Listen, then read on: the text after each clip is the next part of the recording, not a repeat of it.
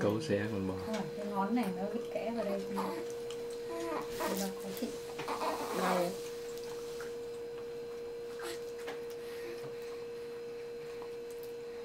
Này người ta lại bảo là bà mớm cho nó cầm. Trơn gian. Trơn ra không phải nó tự cầm.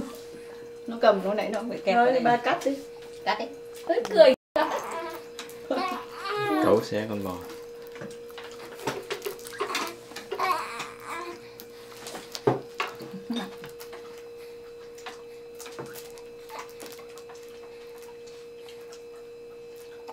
Người ta tưởng đi bãi biển đợi nón.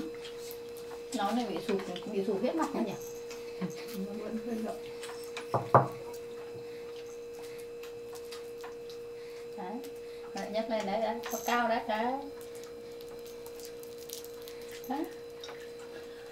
Cái hẹ trước mặt rồi mà còn mồm. Bỏ miệng. Miệng. Chật miệng. Ngấu nghiến. Sao mẹ? Nó làm gì để cho nhai mà. Mấy cái vòng đó là vòng nhai đó. Còn miệng rồi. Nó không vừa miệng nữa đâu, không sao đâu. Miệng quá bé. Miệng quặn này.